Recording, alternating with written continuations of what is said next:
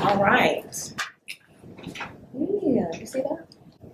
We're going to sit here and have a discussion about transitioning from the military and how those things may affect me and how was that process for me and all of that. For me, I didn't originally, so of course, I'm a mom. I didn't want to originally get out of the military when I first had my daughter.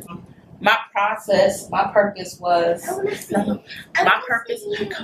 purpose was to actually just stay in the military. I wanted to stay in the military and wanted to actually just keep this as a career for myself. When I had my daughter, my plans was to try to find a trade out station to go to. You typically have less chance of actually getting deployed in those cases. And so I wanted to go to a trade out station and stay in the military. Unfortunately, I ended up getting caught in that group of people who didn't re-enlist in time, even though my re-enlistment window was within that time. And I didn't re-enlist in time enough. So I just kind of had to get out the military. Was my transition terrible? It wasn't a terrible transition. Fortunately, I have family that was supportive and there for me and were able to actually assist with me raising my daughter. I wanted to make sure that I had a solid foundation for her, and I wanted to make sure that as a mother I was there as much as possible. So completely walking away from the military wasn't something that I wanted to do, especially since when it came time for me to re-enlist, I was still pregnant with my daughter at the time, and I just didn't take that time enough to go on ahead and say, okay, this is what I wanted to do. I want to go on ahead and stay in. And when I finally made that decision, I had just had her, and they were already like, sorry, you and a bunch of other people in your brigade are not going to be able to re-enlist. So I just came back to North Carolina where the support was fully for my daughter, and the importance of being a positive role model, excellent role model for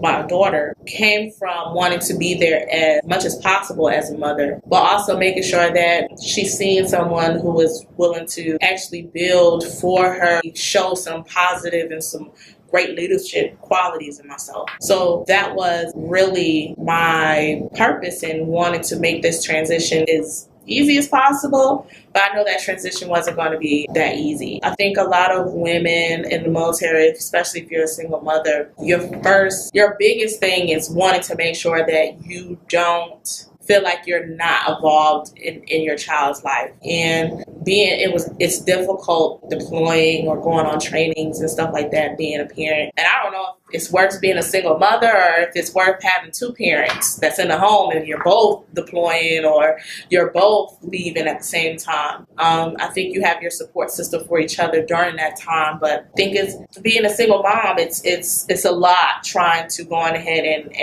and be involved in your child's life through the military. It can be a difficult time, especially when when they're highly concerned about you. You're involved in their life majority of the time. So I think that's the difficulty with being a single parent in the military. I don't think if you are a single parent in the military, I don't think it can't be done. I absolutely think it can be done.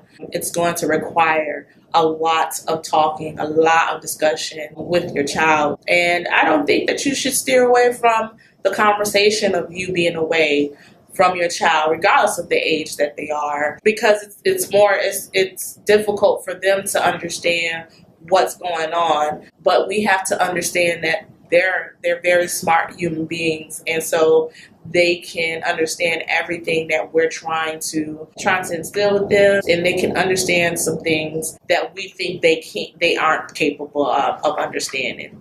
So I think number one is definitely being able to speak to your child about it. I don't care if they're 1 year old and they can't really communicate with you on that level, or they're younger than that. Having that conversation with them and letting them know that you'll be back and that this is only for a short while and that you will contact them on a regular basis, be it daily or weekly, however that conversation goes, is like the biggest thing that you should definitely do as a single mother going into the military, or being in the military as a single parent. Making sure that you have a solid foundation as a support system. You may not have your mother or father, whoever, but making sure that you establish that solid foundation, because that child is going to need that when you're not there. And so don't go blindly into not having that support system there for you 100%.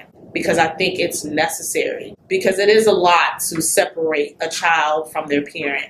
Unfortunately, that comes with the job with the military, especially with any branch. So I think definitely setting that tone, making sure that you are communicating those changes that are coming up and spending that time with them as much as possible when you're with them is vital. Fortunately for me, my daughter was born a few months before I was about to get out. So because she was born a few months before I was about to get out, I was able to transition a little bit easier. So she has some familiarity with my military career because I was in the reserve, but I spent more time with her because, you know, I was a weekend warrior, as they like to say. So I know things would have been much different had I stayed active duty. Had I stayed active duty, things would have been different. I considered making sure that any duty station that I chose or picked,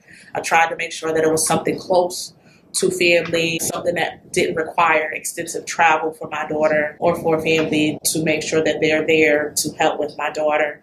So keeping those things in mind to me is definitely important, and making sure that you have your solid foundation, be it friends, be it family, be it some people, you know, be it other soldiers that you can support and depend on to be there to help with the raising of a child, because it is a lot raising a child, especially within the military. That child does spend a lot of time away from you as the parent, and so making sure that you instill that in them definitely helps. My transition here in Charlotte, it was one of those things where I've already had the established foundation. My mother was here, my sister and my brother was here, so I had the support system here to make sure that I raised her. But I found that connecting with other veterans, utilizing the connection, the camaraderie of veterans while I was attending school was important. And so my Veterans Center, I utilized it 100%. I was here.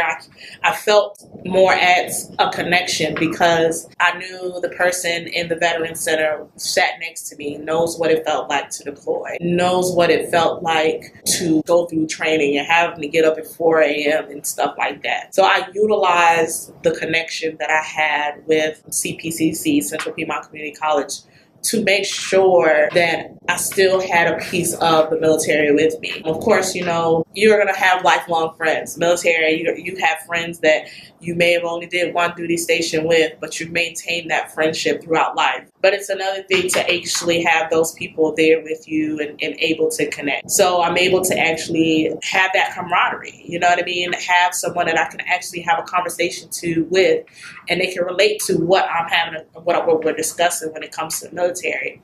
Because you can feel isolated when you don't have anyone who understands. And that isolation can be overwhelming. And so I encourage anyone when you're transitioning, find when you spent that time in, and I know a lot of people don't want to have those conversations about, you know, things that you've done in Iraq or Afghanistan, or, you know, the last duty station you were at in Korea, whatever. But I do encourage everyone to find those support systems, those military support systems.